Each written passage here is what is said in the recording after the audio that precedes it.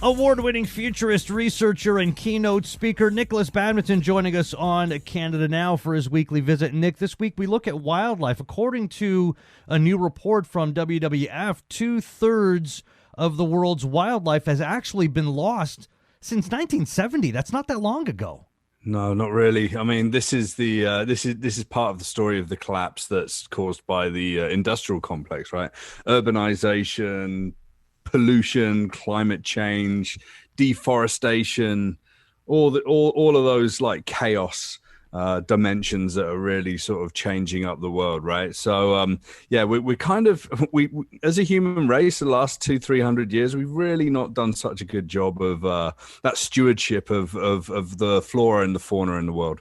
We're doing it to ourselves, absolutely. Wildlife populations in freshwater habitats like lakes and rivers were found to have suffered the biggest decline, with an 84% drop. Overall, global populations of the species tracked were found to have dropped by 68%. And if we keep this going, irreversible losses to biodiversity will continue, and it could put the ecosystems that we all rely on to live in danger. You know what? I heard someone very eloquently put that if you look at the world and Mother Nature, this is like a dance. So everything in the world is dancing with each other. But as soon as you start losing people out of the dance, the choreography goes off. Once the choreography goes off, then things just start to disappear, or we just lose that balance, and that's what's happening right now. Is this idea that it's going to be okay, we'll just take everything that we need, but then we'll turn that into industry, and then we'll deforest, or we'll fish without any limits, or we'll put up cities, break into sort of rural areas more and more.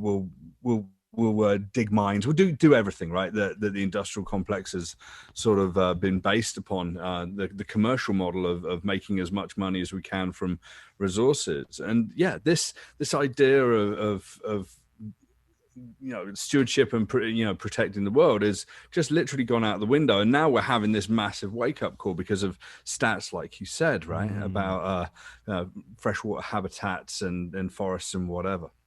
Well, and you talk about balance, and we'll talk about rewilding in terms of what can be done for balance and what could be done now. Like we talk about those numbers and how bad a state we are in, but there are things that could be done. Like if we made more ambitious conservation efforts and transform the way we produce and consume food, then biodiversity loss could be stabilized or potentially reversed by as early as 2030. 15.1% of land area is currently being protected, but scientists say we need to up that to 50.4%. So it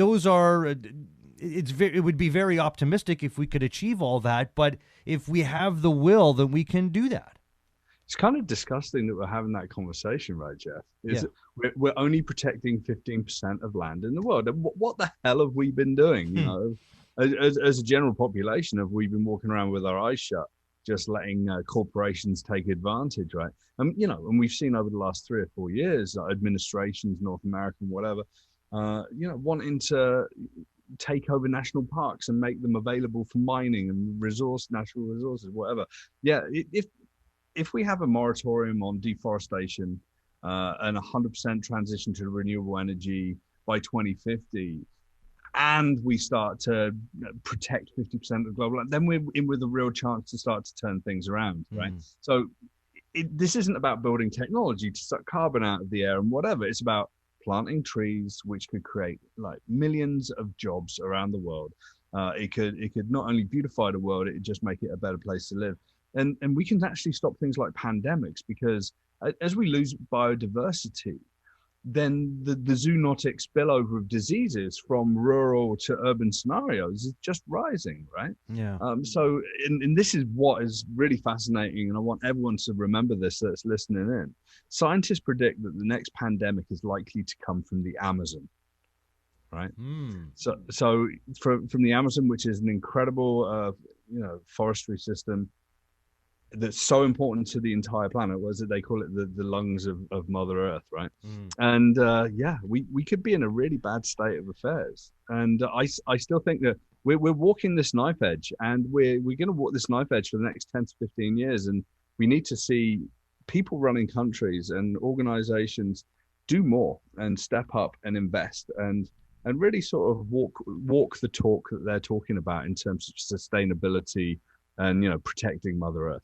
People running countries. Let's talk about Scotland, who are big into rewilding now, to the point where they could become the world's first rewilding nation. Citizens have to get behind ideas like this for them to have political movement. Case in point, Scotland. More than 3/4 of those in Scotland are backing this concept.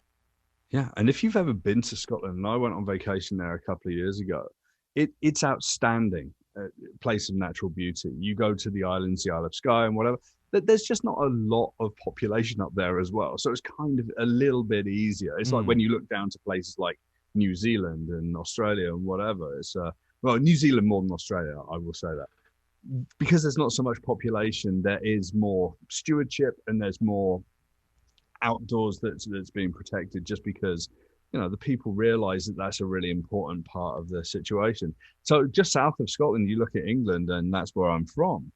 It's roads and it's cities and it's villages, it's farms. It's, you know, it's losing biodiversity as well. So, you know, our next door neighbors can be having really, you know, bad troubles, right? So yeah, that's what's interesting about the world. We have to all come together and do this in a uniform way and get on the same page, and hopefully, like, push against the misinformation from so many people saying, you know, we need to protect jobs and whatever. And I've spent a lot of time going to the oil fields in northern Alberta and whatever, and I talk about the end of oil. And the conversation 6 years ago was quite vigorous, let's just say that. And now it's people that want to have that change because they see that it wasn't sustainable for their lifestyles and for the planet and for jobs as a whole, right?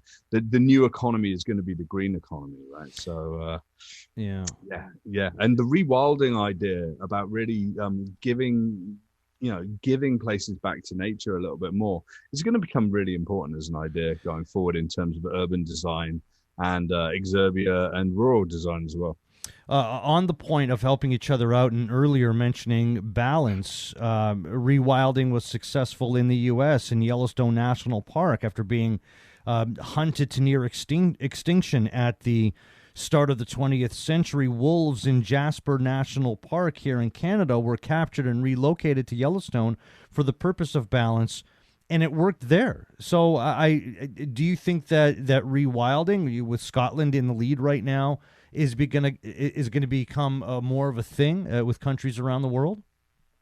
You know what? I think it should. Unfortunately, these things don't get, you know, the big bucks behind them to support them, because, you know, what's at the end of the rainbow? There's not a big pot of gold. There's just a better world, right? What we need to have is more companies, more organizations and governments getting behind these kinds of things and realizing that an investment for a sustainable and abundant and rewilded and, you know, protected Earth is going to be good for business regardless, right? So, you know, spend a dollar on making the world a better place to live. And do you know what happens? Just people are happier, and happier people want to spend some more stuff, want to spend money on more things, Jeff. Yeah. Right? Well, and we've talked about it before. Consumers making green choices and making it so that it's a demand that's out there, and companies will heed that call. Check out NikolasBadminton.com. Futurist researcher, keynote speaker Nikolas Badminton. Always a pleasure, my friend. We'll bug you again in a week. I'll speak to you soon, Jeff. Take care. Bye-bye.